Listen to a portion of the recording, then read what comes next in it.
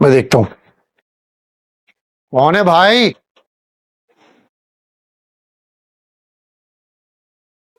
کیا ہوا نعمان، خیریت ہے؟ خالہ بھابھی کی طبیعت ٹھیک نہیں ہے، انہیں ہاسپٹل جانا ہے. اچھا اچھا، تم چلو میں آتی ہوں. خالہ جلدی آنا. ہاں میں آتی ہوں، تم چلو. ٹھیک ہے.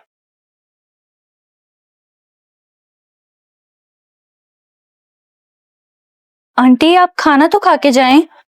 نہیں بیٹا، اب حلق سے کھانا نہیں اترے گا. اصل میں جمیلہ کی بہو کی طبیعت خراب ہے، اور میں نے اس سے کہا تھا کہ جب بھی اسپتال جانا ہو نا مجھے اپنے ساتھ لے چلنا. تو میں بھی آپ کے ساتھ چلوں؟ نیہا بیٹی، میں ہاسپٹل جا رہی ہوں، کسی کے گھر تھوڑی جا رہی ہوں جو تمہیں ساتھ لے کر جاؤں.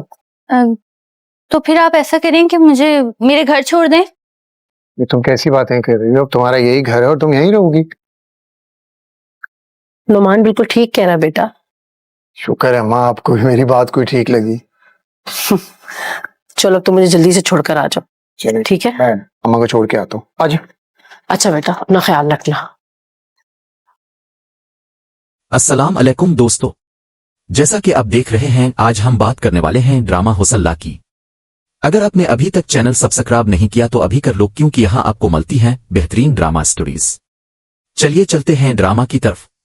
دوستو آج کی کہانی ایک ایسے گھر سے شروع ہوتی ہے جہاں بظاہر سب کچھ معمول کے مطابق ہے، لیکن چند ہی لمحوں میں حالات ایسا رخ اختیار کرنے والے ہیں کہ کئی رشتوں کی حقیقت سامنے آنے لگے گی. ایک طرف نعمان ہے جو نیہا کی محبت میں ہر حد تک جانے کے لیے تیار ہے، لیکن نیہا کے دل میں ابھی بھی اس کے لیے محبت کے بجائے ناراضی اور فاصلے موجود ہیں. دوسری طرف عالیہ کی زندگی بھی ایک ایسے فیصلے میں الجھ چکی ہے جس میں اس کی اپنی مرضی کی کوئی جگہ نہیں، اور ان سب کے درمیان ایک ماں ہے جو اپنے بیٹے المیر سے دوری برداشت نہیں کر پا رہی. کہانی کے ہر کردار کے پاس اپنا دکھ ہے، اپنی مجبوری ہے اور اپنی ایک ایسی خواہش ہے جسے وہ ہر حال میں پورا کرنا چاہتا ہے.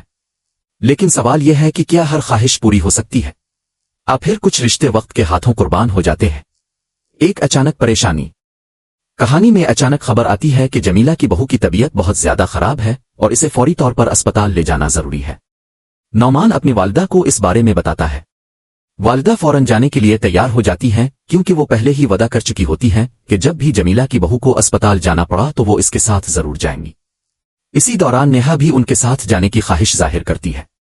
وہ معصومیت سے پوچھتی ہے کہ اگر وہ اسپتال جا رہی ہیں تو کیا وہ بھی ساتھ چل سکتی ہے، لیکن نعمان کی والدہ اسے سمجھاتی ہیں کہ وہ اسپتال جا رہی ہیں، کسی کے گھر نہیں، اس لیے نیہا کا ساتھ جانا مناسب نہیں ہوگا. یہ بات نیہا کے دل پر لگتی ہے. وہ فوراً کہتی ہے کہ پھر اسے اس کے گھر چھوڑ دیا جائے، لیکن نعمان کی والدہ اسے روک دیتی ہے. وہ پیار سے کہتی ہے، بیٹا اب تمہارا گھر وہ نہیں ہے، اب یہی تمہارا گھر ہے اور تم یہیں رہو گی. نیہا خاموش ہو جاتی ہے. اس کے پاس کہنے کو بہت کچھ ہوتا ہے لیکن وہ کچھ نہیں کہتی. نعمان اپنی والدہ کو اسپتال چھوڑنے کے لیے چلا جاتا ہے اور نیہا ایک بار پھر خود کو اسی گھر کی چار دیواری میں اکیلا محسوس کرنے لگتی ہے. وہ خود سے کہتی ہے، چاہے یہ میرے لیے کتنا ہی اچھا بننے کی کوشش کرے میری محبت کبھی حاصل نہیں کر سکتا.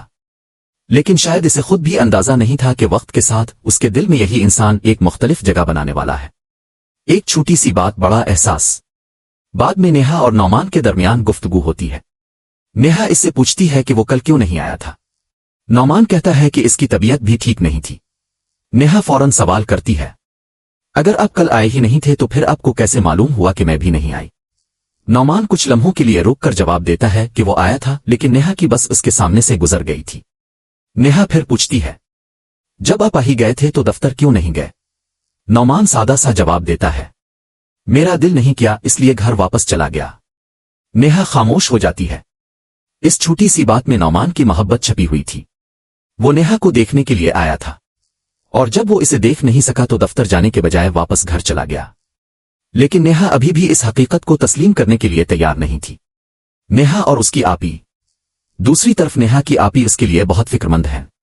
صبح وہ نیہا کو کالج کے لیے جگاتی ہے. نیہا نیند میں ہوتی ہے اور کہتی ہے کہ اسے تھوڑی دیر اور سونے دیا جائے، لیکن آپی اسے پیار سے سمجھاتی ہیں کہ اگر اس نے کالج سے چھٹی کی تو وہ ناراض ہو جائیں گی. نیہا فوراً اٹھ جاتی ہے. آپی اسے تیار ہونے کے لیے کہتی ہیں اور خود ناشتہ لگانے چلی جاتی ہے. وہ نیہا کو نصیحت کرتی ہے، دل لگا کر پڑھنا اور اچھے نمبروں سے پاس ہونا. نیہا کے لیے اپنی آپی کی بات بہت اہم ہوتی ہے. کچھ دیر بعد وہ خود اپنی آپی کو فون کرتی ہے. دونوں بہنیں محبت سے بات کرتی ہیں. نیہا کہتی ہے، آپی میں آپ کو یاد کر رہی تھی. आपी हंस कर कहती है, देखा तुमने मुझे याद किया और मैंने तुम्हें फोन कर लिया। फिर नेहा कहती है, आपी अब यहां कब आएंगी? आपी पूछती है, मैं क्यों आऊं? नेहा जवाब देती है, जब से मेरी शादी हुई है अब एक बार भी नहीं आए। आपी इसे याद दिलाती हैं कि अभी इसकी रुखसती को सिर्फ 2 दिन ही हुए हैं, लेकिन नेहा का दिल चाहता है कि इसकी आपी इसके पास हो।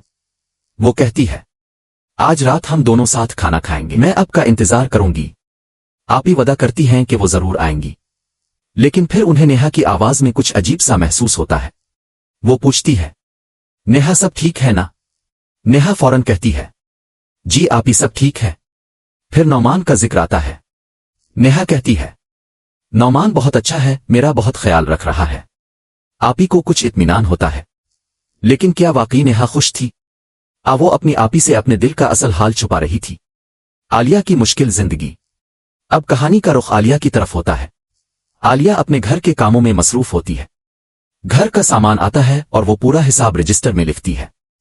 इसी दौरान इसे एक फोन कॉल आती है। फोन करने वाला शख्स सिर्फ इसकी आवाज सुनने के बहाने बात शुरू करता है। आलिया इससे ज्यादा बात नहीं करना चाहती। वो साफ कहती है, अब आवाज सुन ली, फोन बंद करें। लेकिन दूसरी तरफ मौजूद शख्स बात को मजाक में ले जाता है। वो कहता है कि कल वो इससे मिले बगैर वापस चला गया था क्योंकि वो गुस्से में थी, और आज वो दोबारा इसकी तरफ आने वाला है। आलिया को ये बात बिल्कुल पसंद नहीं आती। वो फोन बंद कर देती है।